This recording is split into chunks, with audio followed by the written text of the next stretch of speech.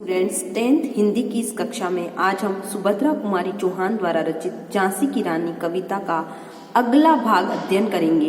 इससे पहले हम पढ़ चुके हैं कि झांसी को बचाने के लिए विषम वेदना को सहन करती हुई रानी लक्ष्मीबाई स्वयं युद्ध भूमि में उतर आती है और वॉकर, स्मिथ और ह्यूरोज की सेनाओं का डटकर मुकाबला करती है। रानी के साथ उसकी दो सखियां कान्हा और मुंदरा भी साथ देती है। वोकर, स्मिथ जैसे महान योद्धाओं को रानी के सम्मुख पराजित होना पड़ता है और वे युद्ध भूमि से भाग खड़े होते हैं। लेकिन समय की गति को देखिए, ब्रिटिश साम्राज्य की विस्तारवादी नीति ने उनको कपटपूर्ण व्यवहार करने के लिए प्रेरित किया। ह्यूरोज रानी को पीछे से आकर घेर लेता है और उसके बाद किस प्रकार रानी युद्ध भूमि के अंदर अपनी वीरता का प्रदर्शन करती है, आज हम उसी को पढ़ेंगे। तो देखिए, तो भी रानी मार काट कर चलती बनी सैन्य के पार, किंतु सामने नाला आया था यह संकट विषम अपार। घोड़ा अड़ा नया घोड़ा था, इतने में आ गए सवार। रानी एक शत्रु बहु तेरे, होने लगे वार पर वार। अब देखिए क्या हो रहा है। वोकर और स्मिथ का तो मुकाबला करती हुई रानी युद्ध भूमि के अंदर आगे बढ़ गई है, लेकिन ह्यूरोज क्या करता है, रानी को पीछे से आकर घेर लेता है। रानी लक्ष्मीबाई ह्यूरोज की सेना से पीछे से गिर जाती है, लेकिन फिर भी वो अपनी वीरता का प्रदर्शन करती हुई उसकी सेना के साथ लड़ती है। मारकाट मचाती हुई रानी सैन्य शक्ति से पार निकल जाती है, किंतु सामने नाला आया था यह संकट विषम अपार। रानी जिस घोड़े पर सवार थी उसके आगे एक बहुत विकट नाला आ जाता है और इस नाले को पार करने में रानी का घोड़ा सक्षम नहीं रहता। घोड़ा अड़ जाता है, नाले के उस पार ही खड़ा रह जाता है। नया घोड़ा था, इतने में आ गए सवार। रानी का जो घोड़ा था वह भी नया नया था और उस विषम नाले को पार करने में वो पूरी तरह असमर्थ सिद्ध हो रहा था। ऐसी विषम घड़ी में जब रानी सैन्य शक्ति को पार करती हुई आगे जा रही थी, अपनी वीरता का प्रदर्शन कर रही थी, नए घोड़े के अड़ जाने से उन नाले के उस पार ही रुक जाती है और ह्यूरोज की सेनाएं रानी को पूरी तरह से घेर लेती है। रानी एक शत्रु बहु तेरे, अब रानी अकेली पड़ जाती है और शत्रु सेना के बहुत से सैनिक हो जाते हैं, लेकिन इतने पर भी रानी घबराती नहीं है और वार पर वार करके शत्रु सेना का मुकाबला करने के लिए तैयार है। आगे देखिए, घायल हो गिरी सिंहनी, उसे वीर गति पानी थी। रानी घायल होकर नीचे गिर जाती है। हालांकि वो शेरनी के समान अपनी वीरता का प्रदर्शन कर रही थी, इसीलिए उसे सिंहनी की उपाधि दी गई है। सिंहनी, शेरनी जो है डटकर मुकाबला करती है अपने शत्रु का, ठीक उसी प्रकार रानी लक्ष्मीबाई भी अपने शत्रु सेना के समक्ष अपनी वीरता का प्रदर्शन कर रही थी, लेकिन अंततः वो शत्रु सेना से पूरी तरह गिर जाती है। रानी का घोड़ा जब नाले को पार करने में असक्षम रहता है तो ह्यूरोज की सेनाओं से घिरी रानी को घायल होकर वहां गिर जाना पड़ता है। उसे वीर गति पानी थी। भगवान की ऐसी माया हुई कि रानी को वीर गति प्राप्त हुई। वहां शत्रु सेना से पूरी तरह गिर जाने के कारण रानी पर वार होते हैं। रानी अकेली पड़ जाने के कारण शत्रु सेना उसे मार देती है और अंततः रानी युद्ध भूमि के अंदर शहीद हो जाती है। बुंदेले हर बोलो की मुंह, हमने सुनी कहानी थी, खूब लड़ी मर्दानी, वह तो झांसी वाली रानी थी। बुंदेलखंड के हरबोलों के मुंह, हमने रानी की इस वीरता की कहानी को सुन रखा है कि किस प्रकार 1857 का जो प्रथम स्वतंत्रता संग्राम लड़ा गया, उसमें तात्या टोपे, नाना साहब, पेशवा बाजीराव के साथ रानी लक्ष्मीबाई भी युद्ध भूमि के अंदर भारत की स्वतंत्रता प्राप्ति के लिए अपनी वीरता का प्रदर्शन करते हुए युद्ध भूमि में डटी रहती है और शत्रु सेना का मुकाबला करती है और अंततः किस प्रकार से वीर गति को प्राप्त होती है। रानी गई सिधार, चिता अब उसकी दिव्य सवारी थी। मिला तेज से तेज की सच्ची अधिकारी थी। अभी उम्र कुल 23 की थी, मनुज नहीं अवतारी थी। हमको जीवित करने आई वन स्वतंत्रता नारी थी। रानी गई सिधार, रानी घायल होकर युद्ध भूमि में गिर जाती है और वीर गति को प्राप्त होती है। तो कवित्री कह रही है कि रानी स्वर्ग लोक सिधार जाती है। चिता भी उसकी दिव्य सवारी थी। चिता पर सवार होकर उसे भगवान के घर जाना था, इसीलिए चिता ही अब उसकी सवारी थी। घोड़े से गिर चुकी थी रानी, अब चिता ही उसकी सवारी बनकर आने वाली थी। मिला तेज से तेज, तेज की सच्ची अधिकारी थी। जो आत्मा परमात्मा में विलीन होने वाली थी, उसे देखकर ऐसा लग रहा था कि एक तेज में मिलने जा रहा हो। तेज की सच्ची अधिकारी थी। वास्तव में वह उस परम ब्रह्म परमात्मा में मिलने की सच्ची अधिकारी थी। हम कहते हैं कि आत्मा जब परमात्मा में विलीन हो जाती है तो व्यक्ति मोक्ष को प्राप्त करता है और जन्म मरण के बंधन से मुक्त हो जाता है। तो रानी जब वीर गति को प्राप्त हुई और चिता पर सवार रानी ऐसी लग रही थी मानो कोई तेज से मिलने जा रहा हो, और वास्तव में वह उस तेज से मिलने की अधिकारी भी थी। कहने का अभिप्राय है कि रानी स्वर्गलोक को सिधार गई और उसकी आत्मा उस परम ब्रह्म परमात्मा में विलीन हो गई।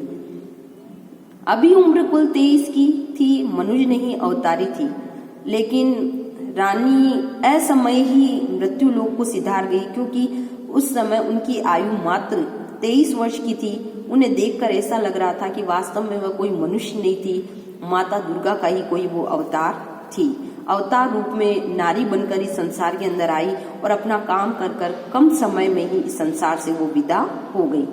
हमको जीवित करने आई बन स्वतंत्रता नारी थी।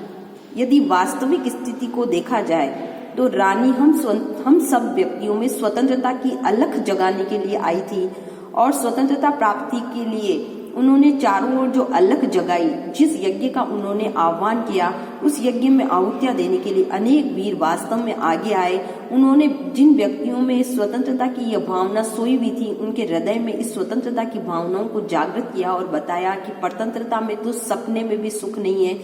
इसीलिए अंग्रेजों को भारत से खदेड़ने की लालसा मन में सब व्यक्तियों की आ जानी चाहिए। जब सब व्यक्ति इस भावना से युक्त हो जाएंगे, तभी हम भारत को स्वतंत्रता दिला पाएंगे। तो स्वतंत्रता की अलग जगाने के लिए वो आई थी और अपना काम कर कर असमय ही वो इस संसार रूपी सागर से विदा हो गई। दिखा गई पथ सिखा गई, हमको स्वतंत्रता प्राप्त करने की राह दिखा गई, सिखा गई हमको भी जो सीख सिखानी थी। इतनी कम उम्र में ही रानी ने हमको वो सीख सिखा दी जिसके वास्तव में हम सच्चे अधिकारी थे। जो सीख हमें सिखानी थी, जो सीख कौन सी सीख सिखानी थी, यहाँ स्वतंत्रता प्राप्ति की सीख हमें सिखा गई। वो कहने का अभिप्राय कुल मिला के स्वतंत्रता की अलख हमारे हृदयों में जगा गई, हमें सच्चा पथ दिखा के चली गई कि परतंत्रता में सपने में भी सुख नहीं है और व्यक्ति को पराधीन रहने से अच्छा तो वीर गति को प्राप्त करना अधिक अच्छा माना जाएगा। बुंदेले हर बोलो की मुंह, हमने सुनी कहानी थी, खूब लड़ी मर्दानी, वह तो झांसी वाली रानी थी। बुंदेलखंड के हर बोलो की मुंह, हमने रानी लक्ष्मीबाई की वीरता और शौर्य का बखान सुन रखा है। उनकी जितनी गाथा कही जाए उतनी ही कम है। 1857 का जो स्वतंत्रता संग्राम हुआ, उसमें मर्दों की भांति लड़ती हुई रानी वीर गति को प्राप्त हुई। अंततः वो स्वर्ग को सिधार गई। तेज एक तेज से विलीन हो गया। कम समय में वीर गति को प्राप्त करने वाली रानी जिस उद्देश्य से इस संसार में आई थी, अपना वह उद्देश्य पूरी तरह से पूर्ण करके वो इस संसार से चली गई। स्वतंत्रता की अलख उन्होंने हर व्यक्ति के मन में जगा दी। जाओ रानी, याद रखेंगे ये कृतज्ञ भारतवासी, यह तेरा बलिदान जगावेगा स्वतंत्रता अविनाशी। जाओ रानी। सभी व्यक्तियों के मन में यही भावना थी। रानी को विदा करने के लिए सभी तैयार थे। हे रानी, तुम उस परम ब्रह्म परमात्मा में विलीन हो जाओ। याद रखेंगे ये कृतज्ञ भारतवासी, तुमने भारत के स्वतंत्रता संग्राम में जिस वीरता और शौर्य का प्रदर्शन किया, उसके लिए ये भारतवर्ष सदैव तुम्हारा आभारी रहेगा। तुम्हारे इस उपकार को हम कभी भुला नहीं पाएंगे। यह तेरा बलिदान जगावेगा स्वतंत्रता अविनाशी। तुम्हारा यह बलिदान कभी व्यर्थ नहीं जाएगा और हर व्यक्ति के मन में ये स्वतंत्रता की अलख जगाएगा। और जो स्वतंत्रता की अलख व्यक्तियों के मन में जगेगी वो कभी खत्म नहीं होगी। और तुम्हारा ये बलिदान जो तुम्हारे द्वारा दिया गया, उससे अन्य व्यक्तियों को प्रेरणा मिलेगी और भारत के जो स्वतंत्रता संग्राम है वो लंबे समय तक चलते रहेंगे। कहने का अभिप्राय कि जब तक भारत को स्वतंत्रता नहीं मिल जाती तब तक यहाँ के व्यक्ति चैन की सांस नहीं लेंगे। होवे चुप इतिहास, लगे सच्चाई को चाहे फांसी, हो मदमाती विजय, मिटा दे गोलों से चाहे झांसी, तेरा स्मारक तू ही होगी, तू खुद अमिट निशानी थी।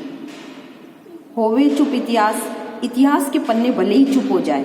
कहने का अभिप्राय यह है कि इतिहास के पन्नों में भले ही तुम्हारा नाम न लिखा जाए, लगे चाहे सच्चाई को फांसी, सच्चे व्यक्ति को फांसी भी लगने लगे।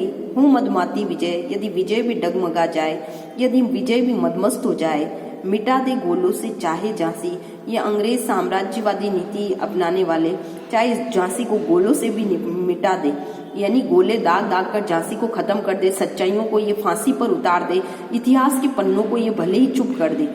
तेरा स्मारक तू ही होगी, तू खुद अमिट निशानी होगी, लेकिन हे रानी तुम अपना स्मारक स्वयं बनोगी।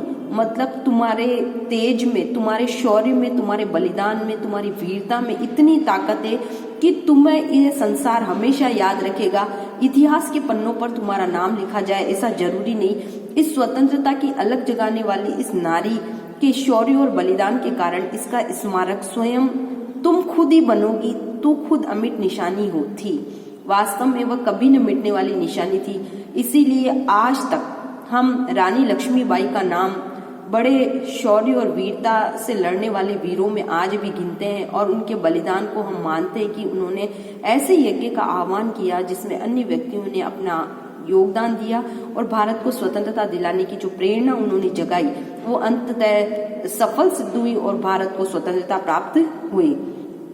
तो कवियत्री कह रही है कि किताब के पन्नों में तुम्हारा नाम न लिखा जाए, सच्चाई बोलने वाले व्यक्तियों को भले फांसी पर लटका दिया जाए, झांसी को भले ही गोलों से दाग कर खत्म कर दिया जाए, लेकिन तुम्हारा नाम इस संसार में सदैव अमर रहेगा।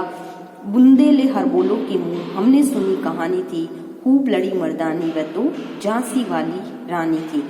बुंदेलखंड के जो हरबोले हैं उनके मुंह से हमने रानी लक्ष्मीबाई ने किस प्रकार 1857 के स्वतंत्रता संग्राम में भाग लिया, किस प्रकार वो वीरता और शौर्य का प्रदर्शन करती हुई वीर गति को प्राप्त हुई, उसकी कहानी हमने सुन रखी है। मर्दों की भांति लड़ने वाली रानी लक्ष्मीबाई के यशोगान का वर्णन जितना किया जाए उतना ही कम है।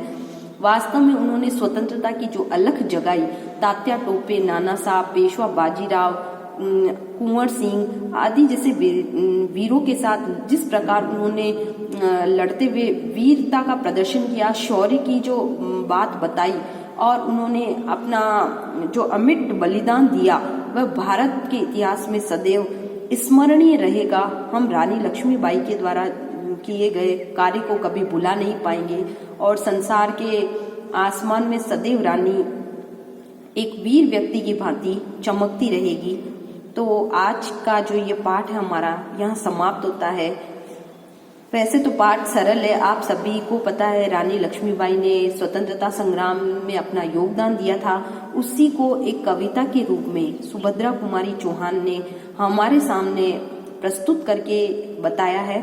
और रानी लक्ष्मीबाई के वीरता और शौर्य की कहानी के लिए जो सुभद्रा कुमारी चौहान है वो बताती है कि बुंदेलखंड के जो हरबोले हैं उनके मुंह से सदैव रानी लक्ष्मीबाई के यशोगान का वर्णन सुनने को मिलता है और उन्होंने जो योगदान दिया, उन्होंने मर्दों की भांति जो युद्ध किया वो सदैव हमें प्रेरणा देता रहेगा। तो आज के वीडियो में हमारा ये पार्ट भी यहीं ख़त्म होता है। यदि आपको कोई दिक्कत है तो मेरे व्हाट्सएप नंबर पर कॉल करें, अन्यथा पाठ के पीछे जो लघुतरात्मक प्रश्न दे रखे हैं वो आपको अपनी गृह कार्य कॉपी में करने हैं।